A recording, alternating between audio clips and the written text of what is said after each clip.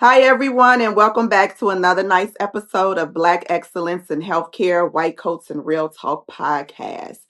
On tonight's episode, we have a very special guest. Well, yes, my name is Dr. Eugene Bestman. I'm a current chief resident in Oral and Maxillofacial Surgery, and I'm super excited to be featured today on today's episode, and excited to, again, continue to spread the word about healthcare, especially to young Black youth that are coming up and interested in healthcare, and just being an embodiment of Black excellence. That's definitely an honor and something that I'm happy to push forward.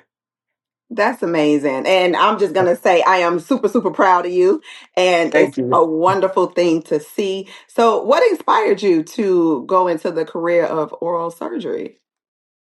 Well, my story again, it's very different than most people. I didn't really grow up around healthcare at all. No one in my family was.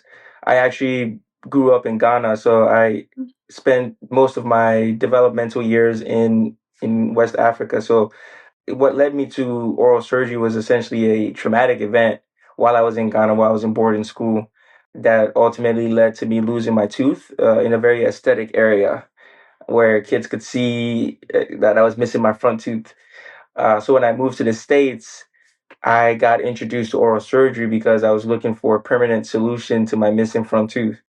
And when I went to an oral surgeon, it just sparked an interest because that was something that really affected my self confidence and my appearance. And so learning about a field like oral surgery that was capable of restoring my smile for me again. Now I go around smiling and everyone's complimenting, but back in the day, I was getting made fun of. So Yes. that interest really just sparked right away from just being in a dental office. And see, they say sometimes things happen for a reason. Sometimes things happen. It was a negative. I guess it was a negative Mhm. situation that ultimately became a positive Uh, and led me to my destiny. Very positive, very positive. Yeah. So, what does the residency process look like? So the residency process is rigorous. Let's just say you are going to either be committing about 14 to 16 years of your life to training, depending on the path that you take. So for me, I went to undergrad. I double majored in biological science and neuroscience, so that was 5 years Mhm. in undergrad, and then dental school was 4 years, so that's 9 years. And then I'm currently on my fifth year of residency.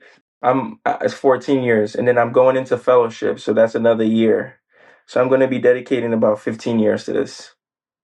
That's a long time. Well, it seemed like a long time, but I guess you got to be It does prepared. it does fly. Hmm. Yeah, but you got to be It does prepared to fly, do but what it is a long time. It's I always talk about how when I was 16, when I made a decision to pursue this, Mhm. for some reason I don't think I knew. I didn't really grasp the concept of time. I just knew that I wanted to do it. So even though when you look back at it, 15 years sounds like like a really long time. But I would say it's definitely flown by. Yeah, I'm sure it is. I'm sure it keeps you very busy. Super busy. Yeah, super busy. So, what are some of the biggest challenges you face within your Uh, residency or just on this path overall? on this path, a lot of challenges. It's definitely not been as easy. I would say there's been times where I've almost given up, and there's been times where I've been discouraged. People have said things or have told me maybe I wasn't fit or built to do it. I've definitely had those comments before, which is you, and I think what that does is make you stronger. It could either make or break you, right? Some people hear these things and they listen to it, Mhm. but over the years, what I've come to realize is everyone's going to have your opinion, right? Someone's going to see you, then they're going to judge you in real time. They don't really know you. They don't really understand you. The way people perceive me now is different because this is what they're seeing. They're seeing me as, okay, you got it all figured out. You're going to be an oral surgeon. You're going to make money. People see me and they just see the thing is money bags. But there's a lot of challenges that take place that led me to this journey. But I'm not mad at it or I'm not bitter about it. In fact, I'm grateful for those challenges because that's what makes you stronger. That's what builds character. That's what allows you to grow. And I've seen myself grow a huge amount in this journey. when it comes to challenges I've faced a lot, and I can give so many examples, but I just want to set the precedence in saying that I embrace those challenges and I think they've made me a better surgeon.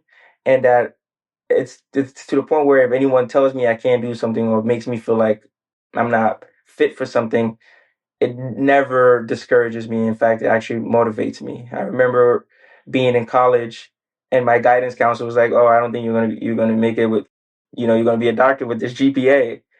And in the moment, it wasn't what I wanted to hear, but it motivated me to actually bring my GPA up. When I got to dental school, I heard, certain people telling me, "Hey, maybe you can't do this," and I still went ahead and did it. It's every single phase, someone is going to tell you you can't do something, so you're either going to take it and receive that, or you're going to use it as motivation. So, even in residency, when I first started, I didn't match the first cycle, so I did a non-categorical, like an intern year, and then I matched the next cycle. And then during that year, I had people tell me that I couldn't do it, and then I still did it.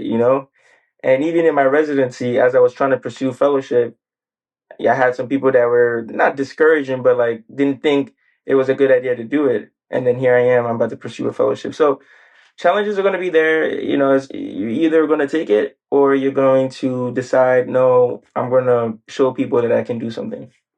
Yeah, absolutely right. So, Yeah.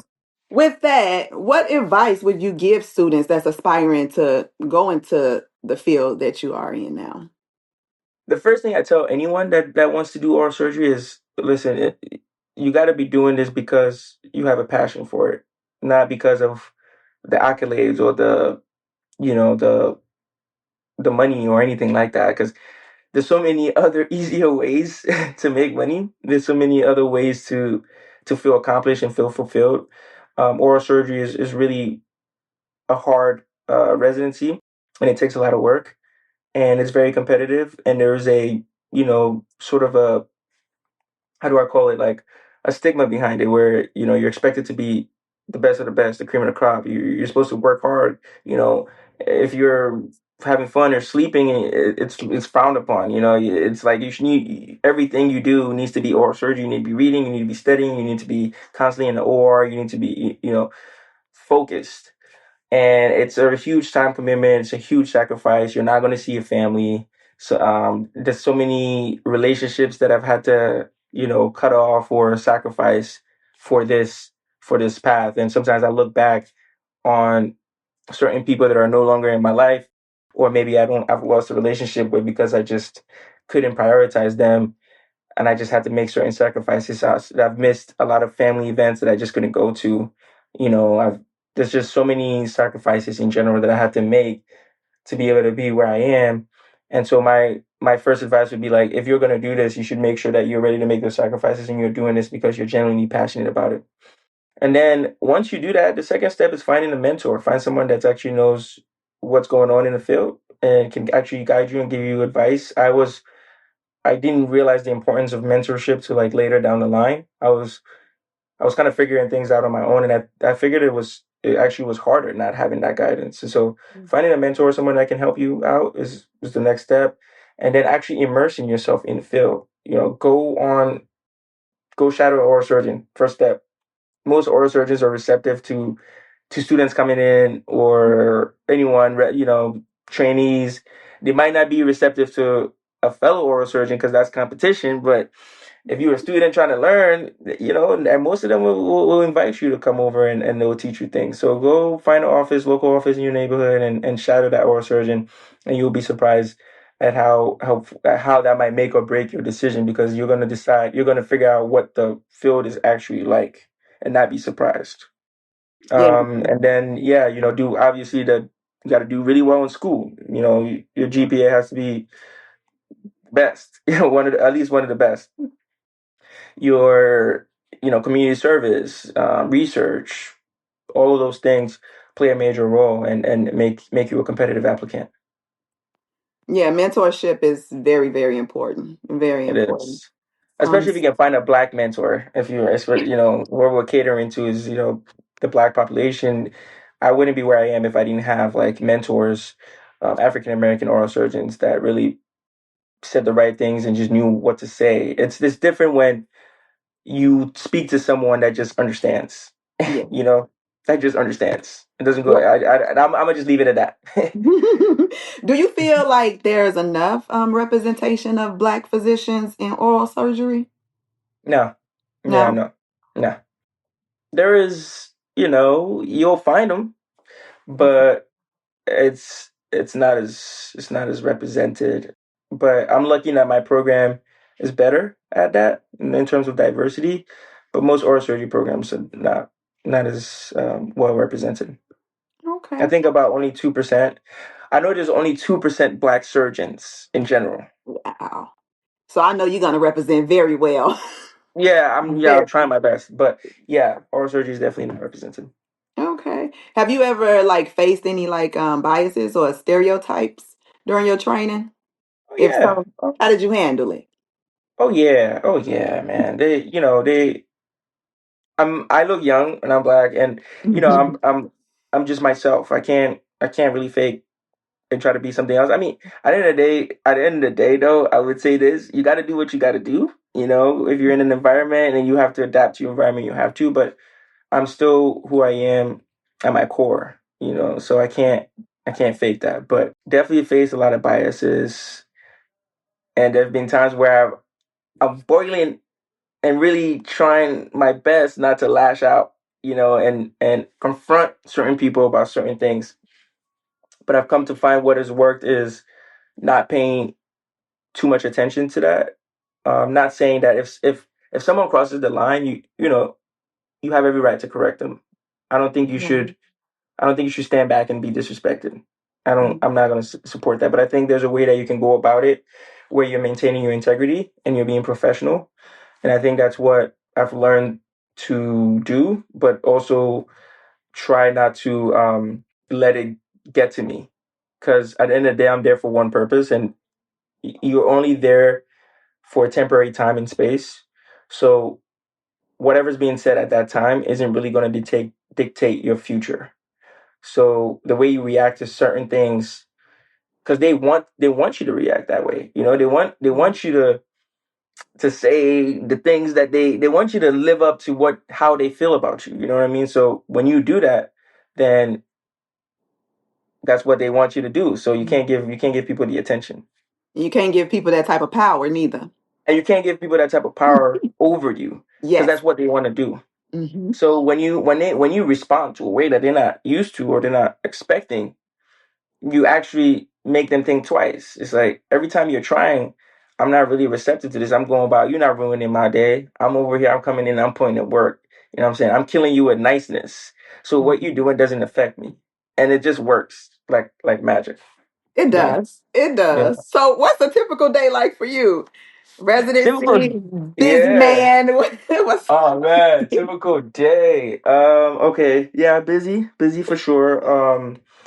I personally wake up most days around 4:30. okay? Um I wake up at 4:30, and depending on the day, what I have to do, I try to maybe listen to like a word or something inspirational, something to just like motivate me, because I realize those hours between like 3 to 5 a.m. are very precious in that everything's quiet, it's calm, your mind is at ease, your body, your parasympathetic systems is kicking in. You know what I mean? And so it's a good time to just feed your mind. Maybe if it's a meditation or just, I don't know, read some personal development book, or listen to someone. Yeah, I listen to Miles Monroe. I don't know if you know who that is, but he's a preacher from Barbados, and he has really really good, insightful, just like w- wisdom. And I listen to him, and I just really enjoy it. But yeah, something along those lines. Then I might hit the gym or do some sort of workout. And then it's, studying or preparing for the day, the cases that I have, or if I have lectures or didactics, and I'm preparing for that. And then, freshen up, get ready to go to work, have breakfast and stuff like that, drink a protein shake. Then I go to work. And then depending on, again, what we have, I may have to round on patients to make sure they're doing good, come up with treatment plans. And then in the morning, I have sedations. So that's just oral surgery procedures where we sedate people through the IV. Mm. And then, I might have clinic, then we're seeing post-ops, which are patients that we operated on, or preparing patients for surgery. So our clinic is very busy. But depending on the day, I may have procedures in the operating room. So then I'll, have that. And that typically runs for anywhere from 2 hours to 6 hours per case. And that could run to the evening time. If I'm not in the OR, I'm in clinic, that can run to the evening time. So most days, I would say I have 12-hour days, 6 to 6 type days. But California is expensive, and I need to support myself. So on weekends, I have a part-time job on Okay. Saturday that I would do, or I might be on call. So I pretty much work like every day. I'm working 100 plus weeks. Like most of my days and most of my weeks are spent working. Okay. But Yeah, it's all will pay off. It all will yeah. pay off. Um, That's what I constantly hear. So yes. I'm working towards That's that. the end goal, right? Yeah, yeah, yeah. That's I what hope all it the pays hard off. work. I spent 15 years. I need it to pay off. Yes. It will. It will Yeah. most definitely. If you could give your younger self one piece of advice before you started this journey, what would it be? I don't want to sound cocky or overconfident, but if I could talk to my younger self, I would congratulate him. Like I would shake his hand. Like, you did a good job. I don't really have no regrets. Everything you did, you was on point.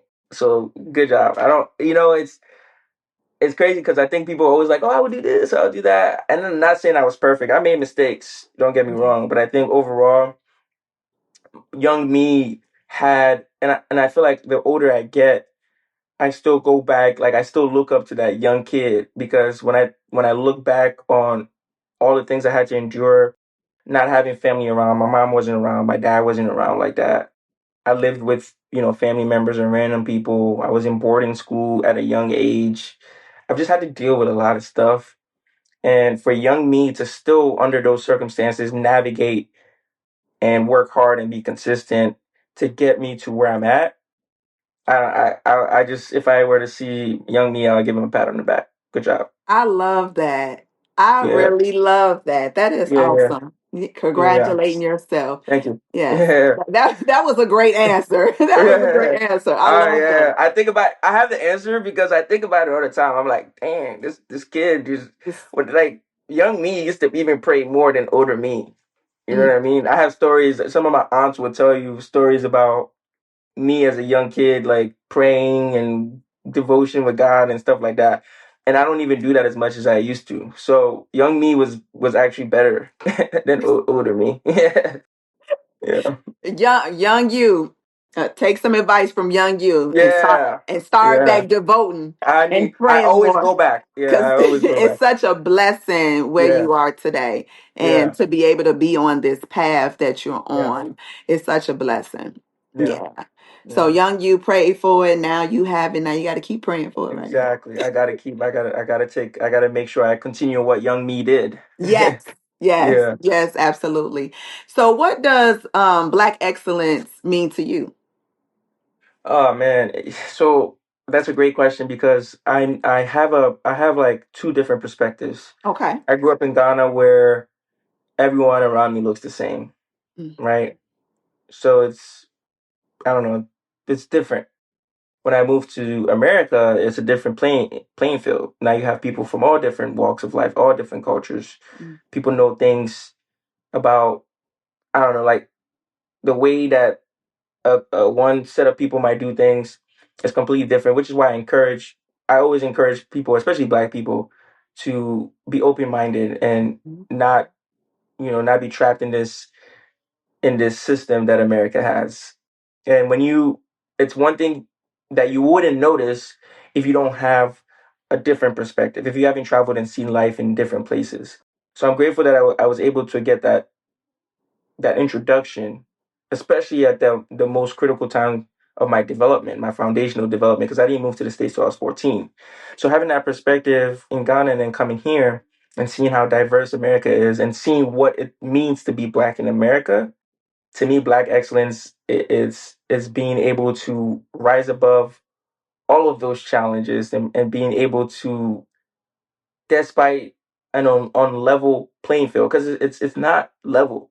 They're not expecting you to be in these places, and Mhm. so when you somehow able to creep up and navigate it and do such great work and also inspire people to want to be like you, that's Black excellence. I second that. Yeah, yeah, Yeah, yeah. you are absolutely right. I love that. I love It's that deep. It's response. deep. It is But very deep. when you think about it, when you get it, you get it. Yeah, Hmm. because it's not for, yeah. I don't know how to really put it in words, but when you're on the same wavelength, you understand, because it's not easy. You got to work twice as hard. You got to prove yourself twice as hard than someone else. Someone else coming in from a different, it's like they kind of expect that from that person. But from you, it's like, okay, we don't really see you in these places, so let's see what you got. Right. So you got to show yourself. You got to show yourself, and then when you can do that, that's excellent, man. Yes, yes. So, where do you see yourself in like 5 to 10 years after residency? Yeah. I think I ultimately see myself being a practice owner, being a business owner, and doing being my own CEO. I'm from the East Coast. I'm from Delaware. That's essentially where I grew up here in America, and so somewhere in that area where I want my practice to be. But I also train in California, and I love the West Coast, so I also want to have something here as well. So ultimately, I see myself being bi-coastal because I love the West Coast, but the East Coast made me, you know, the East Coast groomed me. So that would be my home base for sure. If I were to start a practice, I think I would do that there. But I also would love to have something here in the West Coast as well. So I want to be bi-coastal. I can't make a decision. I love both places. That would be so dope. That would Yeah. be awesome. Yeah. Yeah. I don't feel like I need to be trapped to one place. I think if I can combine both, it'll be great. And you can. And I And can. you can. Yeah. Yes. And I'm blessed to be in a field where I can actually do that. So Yes. I don't have to be trapped. Yes, that's Mm. awesome. So, on each episode, we have a special segment called White Coat Confessions. White Pill confessions. Okay. White Should Coat I be scared? Confessions. Should I be worried? We just, the audience just gonna get in your business just a little bit. That's cool. I like it. I like it. Let's go. I'm an open book. Okay, so share something. It could be a personal truth, a lesson learned, but something that no one, and when I say no one, I'm not technically talking about somebody that's like super, super close to you, Mm. that does not know you, or something that happened that kind of shaped you into the man you are today. Man, okay, let's see. Let me think about that. Or secret. No. Or secret. Okay, okay. I've already given a lot of secret. I already talked about my teeth and my smile. A lot of people don't know about that. But let me think about something personal that people don't know. Well, I enjoy making music. Okay. Yeah, I truly enjoy making music. And people know, but it's not something that I like, the first thing you're gonna know about me. It'll come up as a surprise. But I love singing, I love rapping. I make R&B, I make Afro beats, and I make rap. So my father was a rapper. He actually is still a musician back in Africa. So it's something that runs in my bloodline, and that's something I thoroughly enjoy. And it's always been my escape. So if you listen to any of my music, you'll really get to know me on a different level, because that's where I can truly express myself and just it's like another side of me that like exists, and I could just it's like my alter ego. It's just like, you just wouldn't know who this guy is. I love that. So when is the Yeah. concert? Soon, once I get through this 15 years of training. Yeah, it's hard to do both. But yes, I try to in periods of my life where I have a little bit more time. Like I remember when I was on my anesthesia rotation, I lived a normal life for once, and I had normal working hours, and it actually gave me time to work on a project, which I ended Okay. up releasing. Yeah. That's awesome. I gotta Mhm. look into that. I'll That's send it to you. awesome. I want your honest Yeah. opinion. Send Yeah. it to me. I Okay. love music. Music is very therapeutic, so I do understand. It is. Oh It's man, I love very music. therapeutic. Yeah. I mean, I It's can't sing or rap or nothing, but I love listening to it. That's what I'm saying. Like, I don't go with the intention like, oh, I need to make a living off of this, and this is Hmm. like what I'm gonna survive on. I just do it for fun because it makes me happy. And if someone could listen to it and like it, and God gave me this talent. Not everyone can do it. It's a talent, so I'm not really here to. I'm just doing it for fun. Okay. So what's Mhm. what's next for you? What's coming up? Anything special or you getting close to the Um, end? yeah, getting close to the end. I do. I'm a very creative person, and if you follow me on Instagram, I try to create very just creative videos. I've had videos that have gotten thousands and thousands of views. So That's- I try to I try to embrace that creative side and bring it into the field of OMFS, and because our field is very very structured, very serious. It's not a joke. It's not a game, and I embody that. But at the same time, I'm also a very creative person, and I think it's very unique and different. I don't think you will ever meet, and I tell people this, I don't think you'll ever meet anyone like me. So, in terms of what I got coming up, constantly brainstorming ideas that are coming to my mind, and I think this year I'm gonna really have a lot of projects that I'm working on. But I just, the most important thing to me has always been oral surgery. Aside from everything else, it's always been a passion of mine. So, I always got to make sure that that's straight. And then once that's straight, that's my foundation, and then I can use that to funnel and nurture my creativity. So I got more stuff coming up in terms of music, in terms of I like to work out, I like to go to the gym, so I got more things that I want to do with that. And then I'm going into fellowship and I'm doing cosmetics. So that's a new avenue that I recently discovered and I'm looking into. And so I'm going to do a year fellowship, so that's something I don't necessarily know what to expect. I know what to expect, but I don't know what's going to come Mhm. off of it. But I'm excited to explore. That's awesome. I'm glad to hear all those amazing things. And I'm Yeah, sure you're gonna do phenomenal, yeah. phenomenal, Amen. Amen. I phenomenal. appreciate that. So what's one message you want to leave the listeners with? This is something that I've been thinking about recently, and it's just been on my mind. But I realize that sometimes we in life we always feel like we have to come in and bring our best foot forward consistently. It's like you want to overdo it. You want to outshine. You want to, show people, prove to people. And I feel like I used to maybe try to live my life that way. But then I come to realize that sometimes it's okay to just set the bar low and then turn it up later. I don't know if that makes sense. Like, It come does. in I and like that. yeah, come in and let them think, oh, this and that, and then like just shock them out of nowhere, like, oh, damn, you can do that. Like, oh, wow, we didn't expect this from you. I think when people get that reaction, the respect is times five, because they recognize like, oh, so you really was just chilling, and then now you really about to turn up on us. This is impeccable. So sometimes you just set the bar low and turn up on them later. I love that. I love Yeah, that. I really do yeah, love that. That is yeah. that is some great advice. Yeah, it's okay. You don't always gotta come in with your best foot, like just tone it down and then turn it up later. Yeah. Okay, so how can the audience follow you? Oh yeah, so I'm on Instagram. You can follow me. Dr. Bestman is Doctor period on so Dr. period underscore best man, like the groom's best friend at a wedding. So Bestman on Instagram or on TikTok. And that's pretty much where I'm at. I'm really not on Facebook or anything like that. Yeah. Okay. Mostly on Instagram. Hmm?